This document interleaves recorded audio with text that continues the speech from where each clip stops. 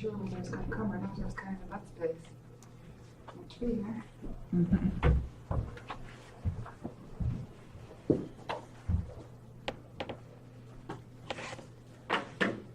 So thanks for coming. My name is Róisín and I'm in the theatre department here at UCC. And I just want to thank Stuart and Sydney and the GEMS Water Capacity Development Centre and the Centre for Global Development for organising the talks. And this image is from the Global Water Dances project that we did here in Cork last summer, 2017. We did it as part of the Midsummer Festival, as that was the date that it fell on. And it was over there, you probably recognise the space outside the Glucksman on the green there. And even in the meantime, that space is being transformed. So that's kind of an interesting issue as well. So I'll be talking a bit more about the Global Water Dances, but I'll also be following some other flows before I get there. And then I'll talk about how we came to do the project and what that was about. Hello. Hi. Come on in. Am I in the right place for the 1 o'clock? Global Water Dances? Yeah, okay, great. Welcome. So just to say, we were the local iteration, and I don't know if you've had a look at the Global Water Dances site, but this map gives you a sense of how global it is. There was over 100 sites in 2017. And I think that was part of what attracted us to it, and also, you know, the participants in the actual dance were very happy to move with people around the world on that particular day. And I suppose that format doesn't just happen in this event, but quite a few others as well, which is something I think that we can talk about maybe a little later if that's of interest to people. The coordination of that event happened in a fairly horizontal framework and evolved over time, and we formed ourselves into this collective that we called Bodies of Water. And it was a transdisciplinary performance, research and advocacy network investigating how we access, understand and respond to water through the human body, art, culture and public deliberation. The network comprises of artists, community organisations and a cross-disciplinary cohort of academics, performers and students from Ireland, and in this case we had visiting students from the United States as well. And together this network, we're seeking to build community with water and each other by exploring how this critical environmental resource exists beyond being merely a subject to ownership or stewardship. So rather, Bodies of Water uses transdisciplinary research and performance to illuminate how water is us as much as it surrounds us. And I think that was the shift that we were going for through the project. For me, this project is part of a larger research concern with bodies and movement and perception and knowledge that make us attend to other ways of being and seeing in the world. So my own particular practice and training is in a movement practice called body-mind centering, and I apply that in theatre making as well as in research, and I'll talk a little bit more about that. I mix that up coming from a sort of theoretical, conceptual background in feminism and new materialism, along with theatre and performance training and making. The somatic practices, I don't know if you're familiar with those. Do you work in any of those areas? Well, I'm community worker, but I've been dancing therapeutic for 15, 16 years. Okay, fantastic, yeah. So the soma is Thomas Hanna's word for the body as experienced from within, or the direct experience of one's own body. And I suppose as we know, with all of our developments in science and engineering and technology, the body is not often considered a reliable source of knowledge, right? So our limits of our perception have been superseded by technology. We can't know anything until we look it up or on Google it, right? So we have these cyborg extensions of ourselves. The body then is unreliable, so what do we have to do with it? We have to discipline it, we have to curtail it, we have to make it sit down, shut up and listen. You're all being very good bodies in the room. And I suppose, the somatic practices deal with, I suppose, some of the results of that treatment of the body in culture and society. So I suppose one of the fundamental questions is even how do we think of a body? And what would happen if we think of a body as a body of water? I mean, we use that phrase, a body of water, a lot. But to what extent do we actually think of our own bodies as bodies of water?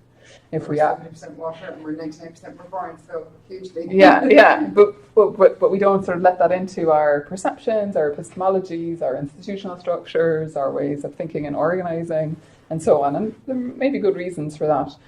But also we don't want to be wishy-washy, right? We think of all the associations with water.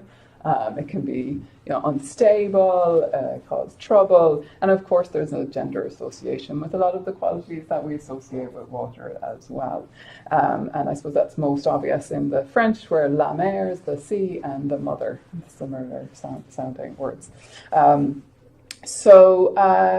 floating through a few different conceptual bubbles, and I suppose maybe from your own disciplines, I'm curious how you think of water, and maybe this speaks to your discipline in a particular way, or maybe it doesn't, or maybe you're there already, which is interesting too. And then how do we dialogue across this? When we did this project, we made certain efforts to link across to one of the team that came from the States was also a biologist, and so she was in a STEAM project already. But trying to make those links, took time, and I'm hoping that in 2019 that we can take that a little bit further. We did engage with the Thinkery on Water that Orla O'Donovan talked about earlier in your talk series, where I engaged there again as a movement practitioner around the performativity of water, or the body of water, and that idea, that dialogue around the body as a commons and the body of water as a commons, and to what extent that helps us think through our daily needs, our daily water ceremonies. So what is that body of water? So there are some of our group. So just a note here on this hydrofeminism, this idea of hydrofeminism. So Astrida Niamanis, not sure if I'm saying that right, says, not only does water connect us, gestate us, sustain us, more than this, water disturbs the very categories that ground the domains of social, political, philosophical and environmental thought, and those of feminist theory and practice as well. Thinking about ourselves and our broader communities as watery can thus unmoor us in productive, albeit sometimes risky ways. We are set adrift in this space-time between our certainties, between the various outcrops we cling to for security. So I'm very interested in that idea of how the water, thinking through it and with it. And she names it this hydrofeminism, and I suppose in some ways there is a bit of essentializing going on, but it's to apply feminist theories and ideas, and to incorporate the hydro into that framework. So there's your percentages if we're all bodies of water, and there's probably lots of different iterations of whose percentage is what at different times, and depending on your body mass and fat content and all of that. But it's not, I'm not particularly interested in that, although I kind of do like that. The winner is the baby, closely followed by men who are more watery than they let on. Anyway, so are we bodies of water? Yes, we are, but we're also not. So I like the Boole House and the and or and not, and playing with that. So it's a little bit tricky. We are water and we are not water. It passes through us and alongside us. It is us and it's other than us. And I suppose trying to find ways to deal with that trickiness, that slipperiness, and ways that, and also as you see in the image there, that's post the flood and the repair. Now that scar is pretty much healed over. But water is also threatening, and can be seen as monstrous, this monstrous other that can inundate us, can drown us. So what happens if we submerge, we get lost, we lose our directions, we don't know where we're going? Much harder to chart our landmarks, our orientation in the medium of the liquid landscape. So I'm not going to talk a whole lot about Dorothy Cross's work, but in terms of hydrofeminism, I wanted to just put that in the mix. Do you know her work? She's an Irish artist. She's from Cork.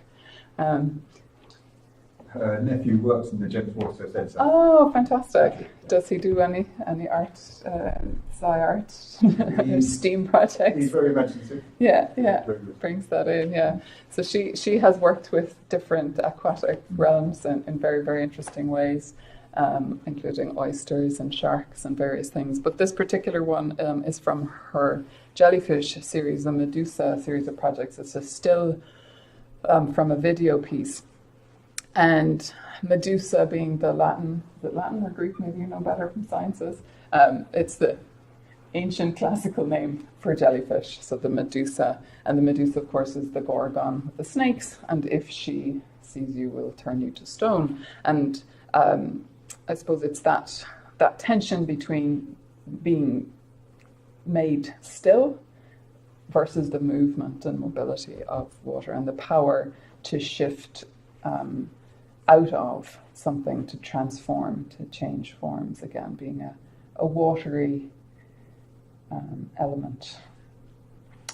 That also links back to a lot of the problems people have with actors and theatre and performance, where we're slippery, we're not what we seem to be, we're not authentic, we're pretending to be something other than what we would like to be. So she plays with this ocular realm, like how we see what we see, and that's a jellyfish dried out on a pillowcase. She did a series of those on bed sheets and pillowcases, and this is again a still from a video, a glass eye being blown up. So the ocular centric epistemologies being blown up and blown apart.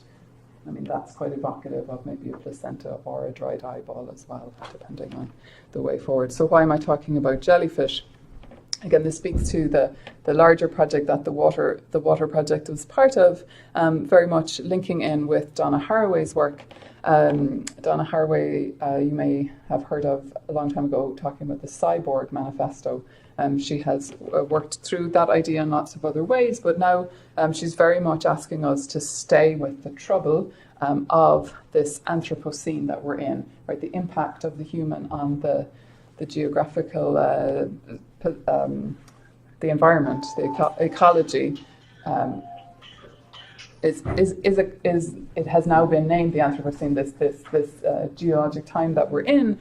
But she's troubling that and asking us to think just, again, we put the human exceptionalism in centre stage as the main player in that dynamic. And she wants us to also think about the causes of the Capitalocene and the Thulocene, which were the other creaturely world, the below the surface, below the earth, the earthly creatures, these other ways of thinking, and to try and think of the symbiotic relationships that we have, the ways in which we are entangled with the string figures. Oh, okay, thanks. The string figures that we're interwoven within this planetary dance that is ongoing. And again, what is given to be seen by who? What are the narratives that are being told? Through just focusing on the Anthropos and the Anthropocene. Maybe I should have a blank one there. Are we okay? I'm just writing down. I'm just these interesting words because I like to go and look them up then. Yes, sure. I like the theory, but I'm kind of practical on the ground. No bother. I can get to the practice. But just to situate it and to try and make sense of it as well. So we don't get washed away. Yeah, and I suppose the one other piece on the Medusa figure is Hélène Cixous, is another feminist theorist, writing about the laugh of the Medusa, and she plays with the idea of the sea and the mother, and in response to the sort of the need for most theatre, classically and historically, to have to kill or sacrifice a woman to start play. But that in listening for the laugh, you're listening for the aural, for the sound, which is when you said we'd just record this hourly. I thought that's appropriate to move away from the ocular-centric thing. Although the problem, I suppose, is, yes, that women can't occupy that space of authority. But anyway. So in diving into some of the water work around the global water dances, where part of the remit of that was definitely to engage with water issues specifically. It was a challenge in one sense of identity, of trying to say, well, I'm not a biologist or a chemist or an ecologist. But it turns out, as I started to look into this, that water is even a bit of a mystery to scientists, and that they sometimes even overlook some of its actions and what it's doing. And I did come across this interesting project of hydro citizenship, which integrated, again, science and arts practice in trying to just investigate and think with water in various ways. And they do have a very nice website. That project is now finished, but they have a lot of outputs, both artistic and kind of gathering of information in various ways. And they talk about the ecological footprint of the modern human, which is opaque, globalized, disastrously unsustainable, and new forms of self-citizenship and community are needed. And I don't think anybody would argue with that. We kind of go along blindly, ignoring that. We're kind of more cozy at the centre of Western power, so we can ignore some of the other challenges, but I think it's harder and harder for people to ignore that. And I suppose in terms of arts practice, it's one of the things that gets cut away in trying to deal with these problems. But if we actually want collective action around something, arts is a way to deal with, engage, and raise consciousness and action around the water issues and other sustainable issues. It's never one issue, of course. These are complex things. So yeah, I would encourage you to look further at the hydro citizenship, and this was the one of the science books I'm looking at. So there's about, on the hydro citizenship page, they have a list of kind of recent publications around water, kind of popular science books and memoirs and various things. This is just one. But there's over 100 recent publications on that. So in some ways, water is of the moment. And Philip Ball there says, he's talking about biology starts with water, historically, ontologically, and pedagogically. But it's not something that is always given to be seen.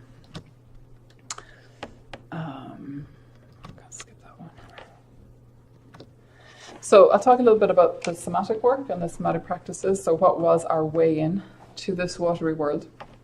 As I've said, the somatics practices the body's direct experience of itself. So, and practice on the ground there. So if you have this idea that we are mostly water, at least half, right? Let's say we're at least half. So if I take my water bottle and I hold it still, it's still moving in there. So when you do a little exercise, or practice exercise, just you don't have to get up. If you want to, you can. So if you just shake. I was dancing here because I was teaching a class last night, and we were working on the sacred. Oh, lovely. So it was all about that area of creativity. So when I saw the talk last night, I thought, okay, this is synchronicity. I'm meant to be here. Super. Rock on, girl. Yeah. So give it a shake, and then hold it, and see if you can feel the flow. It's not that hard to access, and yet, and you can work that through the whole body, which is what we did in a number of the workshops. Bonnie Bainbridge-Cohen is the founder of Body Mind Centering, and she was an occupational therapist and a dancer, and interwove, I suppose, movement from a very virtuosic end of dance alongside people who have other limitations and other needs, and maybe they might even be non-verbal and so on. And there is no hierarchy between those ends, which is something I find very interesting about her work. And she worked beyond the muscular skeletal system through all the various body systems, and finding ways to embody them. And the body-mind is, well, what's the consciousness, or what's the way in which you think from that cellular level, or the fluid level in this case. So it's a very refined engagement with anatomy. So it's an embodied anatomy is one way to look at it. And then as you work through that and refine your sensibility around your own body and your own body-mind experience, different questions can arise, and we can think differently around different problems. So what are the fluid patterns of the movement of your mind is one question she asks around the fluid body. What is the relationship between the external movement of your body through space and the internal movement through your tissues and the movement of your mind? So it's a very refined sensibility about movement. So in dance and theatre practice, there's a lot of external, what it looks like from the outside versus what it feels like from the inside can be a very big gap. And maybe you want to close that gap. But then also, what are the other realms of expression that don't get a chance to be, fully expressed and fully on stage? And then how are these patterns manifest in your relationships with others and with the environment?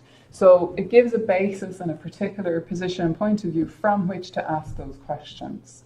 I think with climate change and global warming and these big threatening forces that are so much bigger than the individual, it's very easy to say that has nothing to do with me. So a big part of this project and the structure of it was, how do you connect individual experience to that bigger body of water? What's your individual body of water got to do with the global body of water? Are we just a drop in the ocean? Sure, but It's a single drop to start the wave. Yeah, it's that collective action. But I think kind of culturally and individually, we have to figure out the dance between the individual and the collective, age-old political problem, and we need to find new ways into. So the fluids begin and end in the cells. We start with that cellular experience of the body, and it's a very restful state. And then, thinking through the cell wall, it's one end hydrophilic, one end hydrophobic, and how that water balance is happening all the time. And then, it's easy for people to get that idea and for the idea maybe of blood, but then some of the more refined elements of it, we have to enter into maybe a little bit of imagination as well as to the concrete, no concrete, I suppose, but somewhat, I suppose, known terrain of the anatomy. So we play with the as if alongside the as is. So I suppose this staged problem, I don't think it has to be a problem, but the staged problem between the sciences and the arts, the as is, the known, the method, I suppose at least from the outside, my impression with the sciences is it doesn't exist if it's not repeatable, right? You have to be able to repeat it to prove it. Whereas in arts, if you're repeating yourself, it's dead, right? I mean, you can be mass producing something, but it's a different thing. So that the as if, that the role of the imagination and that engagement can obviously get you into a lot of trouble, but how can we keep the as is alongside the as if? And I suppose for me in the performing arts, because it's materially grounded, it's actual bodies in space and time, you have a very grounded as is, you have the limitations of that, alongside the as if and the what is possible when we do that. So we might work with the cerebral spinal fluid and how it flows through the body and the particular flows of that, which is lovely. If you were dancing with your sacrum last night, you were probably working. I studied AMP as well, so the anatomy side, you can throw that in just to make it more relevant. Yeah, and you can feel the it is grounded in that, so it helps. But then again, to put it alongside other imagery and other flows and other possibilities, but also to really try and connect the human body to the natural environment, looking at the World Water Day, the whole sort of the banner of nature is the answer, as if it's out there. Like we are so far, we really conceptually have removed ourselves from nature. We are not nature, and maybe part of it is bringing that back. Put in I think we're only one or two generations behind that. I think we're still quite connected. You can go to some countries and there's a huge disconnection, but I think we're still very connected to the land and to nature here. Yeah, but even what our ideas of nature is like, and we've separated nature and culture. And again, Donna Haraway talks about nature cultures, that actually there's no nature out there. Like we are in it and we're, embedded in various ways. And how do we do that? So that's a slide just detailing the fluid system from Bainbridge Cohen. How are we doing on time? We won't walk through all of that, but it'll be there on the slide. But just, she names some of the major fluids: cellular, intracellular, tissue or interstitial blood, lymph, cerebral spinal, and synovial. So what's dance got to do with it? So the question is, and I suppose the juiciness of it is, what happens when we move? And that image of the sort of individual and the collective working together. Where are the boundaries? How do we go with the flow? When do we want to stand still? This is an image from a workshop I gave at a centre in Leiden when I was working through this idea and using bubbles as a central image. Yeah. And of course the bubble giving us a nice global metaphor and image as well. Just going to bring up another slide here online. I can read my notes. So what did you do in the workshop? It was the fluid system workshop. So we'd go through those through movement, Okay. the cellular, cerebrospinal blood, and the venous flow and the arterial flow, and use it as a basis to go into writing or to dancing or moving or dialogue.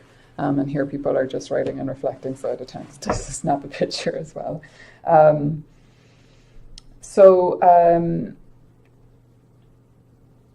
I suppose some of the norms of a dance workshop again are a different epistemology and something that we take for granted in those practices and realms, but they're very different from this kind of architecture. Now sit up and listen versus how do you absorb what you know when you learn through movement in that way. So when we went through that work,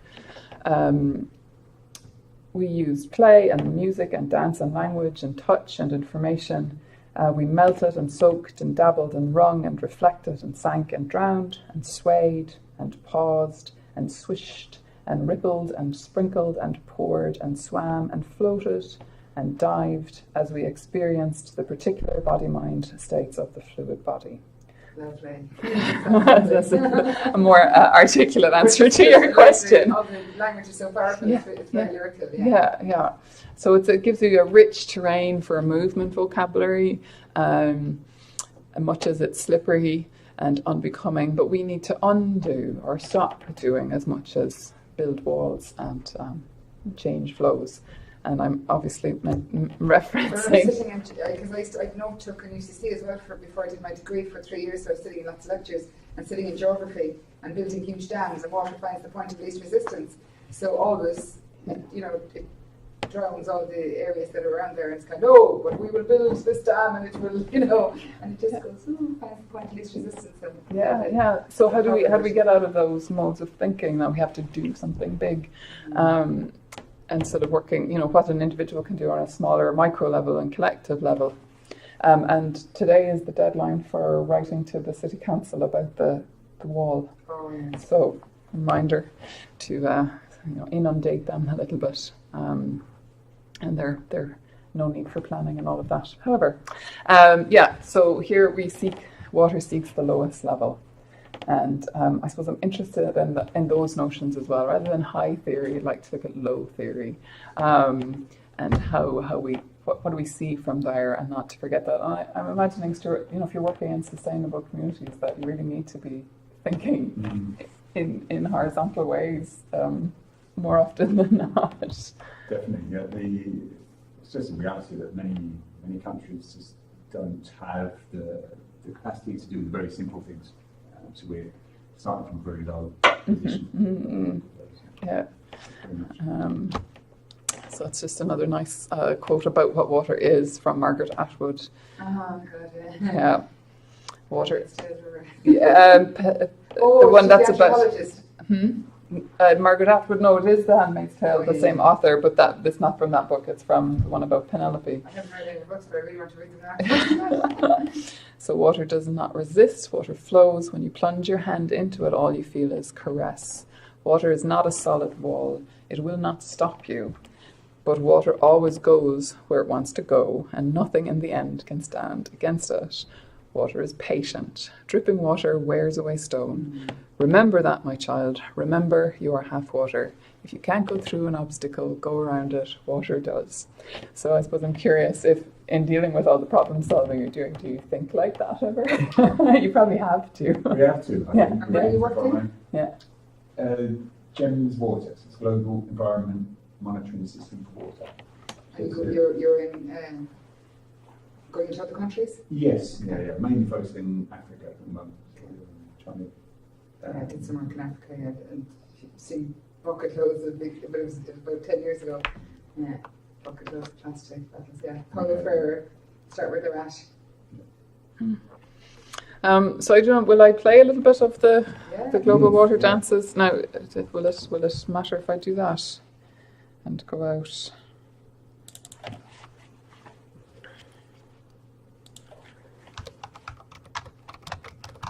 Sorry. Start over.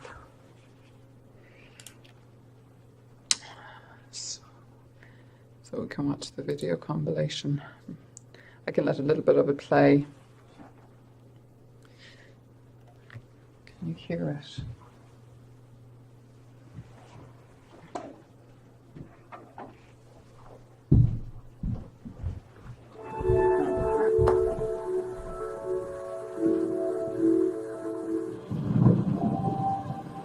I think I had a poster years ago. How long is this running, this global water dance? Good They while. got some kind of catchphrase, we are with global community or something. I remember having a poster.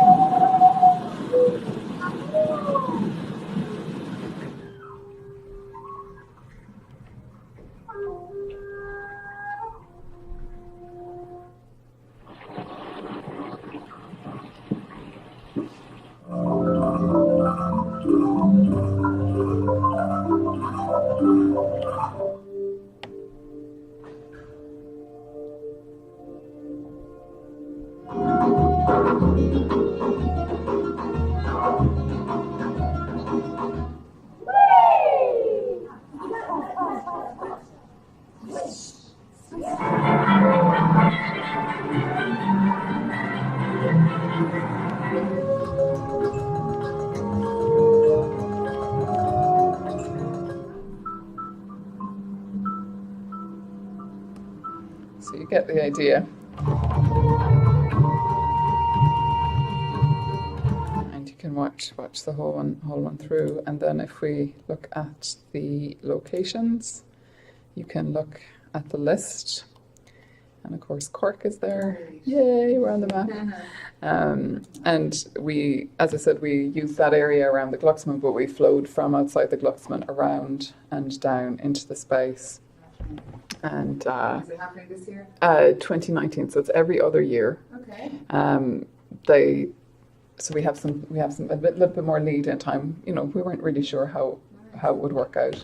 These are the students from James Madison University who were on this STEAM project, STEM plus the arts, and they were from lots of different backgrounds. They found it very challenging to perform. They knew they were signing up to do that, but the reality of it was quite challenging. This is a nice song that they along that spot.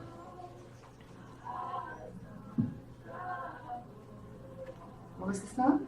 Who Troubled the Water. It's a African American traditional kind of gospel song. These were a group of teenagers from Lightbulb, a youth theatre group, and so they dealt with the flooding issues and threats, and they read out various stories and narratives in that. It's in like Rockland Creek behind our house, right? First over the bridge, then to our backyard. By sunset Friday, a swift current flowed across the yard, but officials are advocating evacuation. We consider It didn't rain. No, we had a beautiful day. We were prepared for a rain dance, but it didn't happen. And then we had the main choreographer is Maria Sineker, and she also had a group, like different groups of young children. And then we had a Tuesday night group, so we opened it up and put flowers around for anybody who wanted to come. So we had people from various backgrounds, and then so these were the kids, and just even thinking about water and how they use it every day, and using little narrative sequences and movement sequences around that. And then an adult community group, and then Maria with two other dancers also did a piece. So it was put together, everybody did their own version of it, and then we collectively staged the whole event on the day. I can let that play away there. Again, it's a bit longer than maybe we have time for, but it is fun. So we're back on there, yeah. So I'll come back to that one in a minute. So some of the pictures then from the event. So that's our adult group there, and that was Maria with her professional dancers. So I'll come back a little bit in a little bit to one other large global format where they have this. Oh, the pin-up one. Sorry.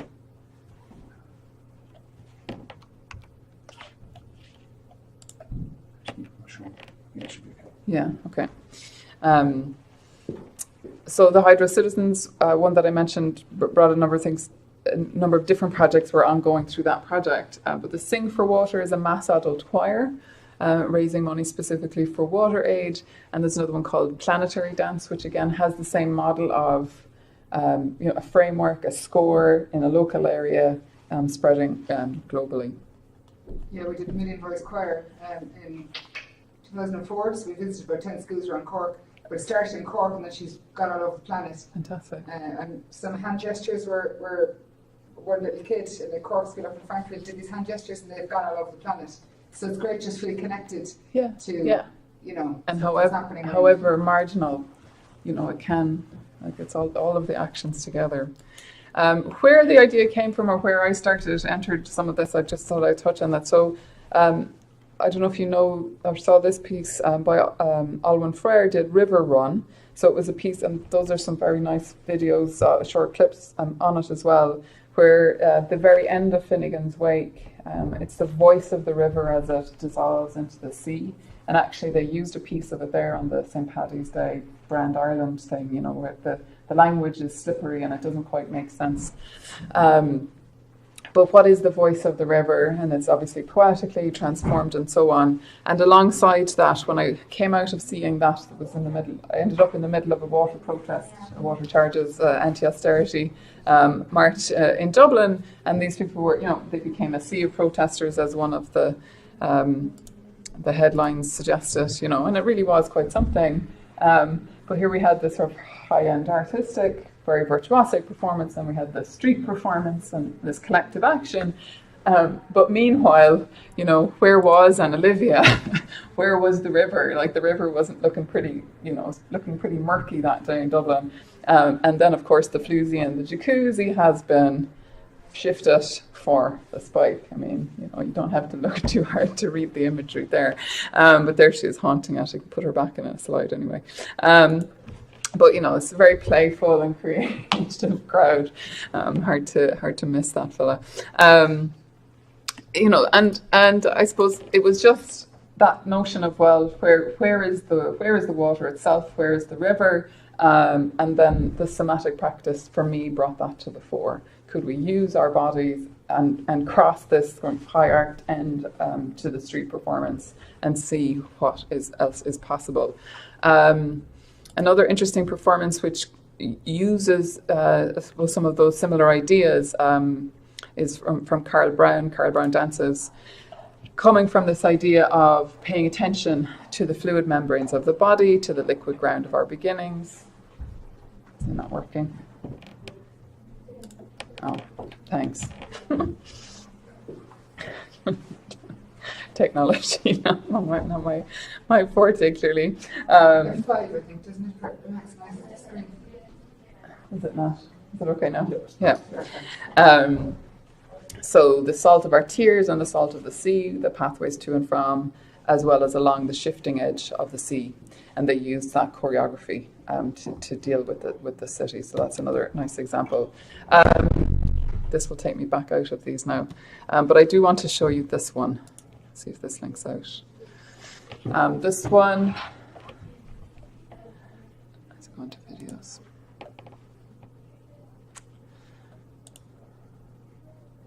Minimum monument. So again, it's thinking along like this one.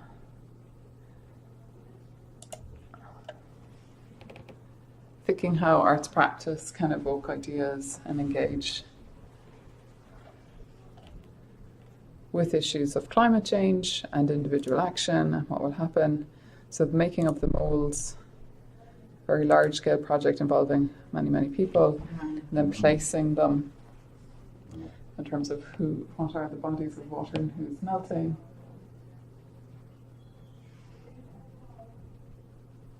Jeez, that's very effective, isn't it? They're amazing. They're beautiful. Where was that? Installed in different places. I can send you the link to the artist. And then you can see them in different scales along the way, just dripping with some very nice videos. And it could be a minimum monument to a lot of things, a lot of loss of life in different ways. Whether or not you read it as climate change, wouldn't have to, could also be migration or place or other disappearances of bodies, and what is the trace that they leave. Just the dripping and melting.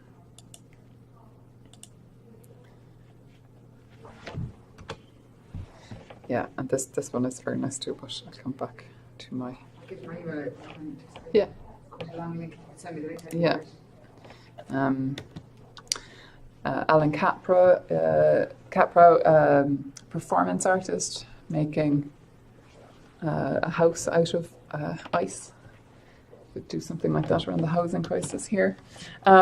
Fluids continues, and its reinventions further multiply its meaning, its history, and its artifacts are catalysts, an invitation to do something. Today's cantor, Polish director, an artist, had this piece of Directing the Sea, which has been reprised. I mean, the futility, the impossibility, and the hubris of the anthropos from the end of time. And this piece then is another reprise of that with Marina Abramovich, yeah, and Robert Wilson. Did you see her documentary about her life? Wow. So they're picking up and reprising that performance by Cantor again, something to watch. Planetary Dance by Anna Halprin. It takes up that model, but it's very much more about the earth rather than the water, but the model of they created that in California, Marin, and now it has gone to multiple sites and multiple places. So I suppose just to finish up, I think we're close to time. This question of what does water do for you? And then we can take the JFK approach and ask, what can we do for water? And where do we meet? Where's that meeting point? What's in between the scientific models, the social justice models of who gets water where, and the real water crises that we're facing locally and globally.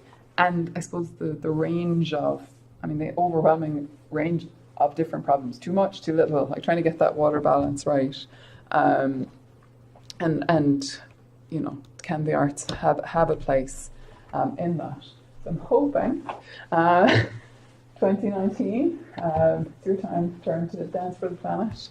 So maybe we can talk further about that if people are interested in doing that at another point. So I think maybe we can just have a chat about some of those ideas and see what's possible. Just take your email there. Yeah.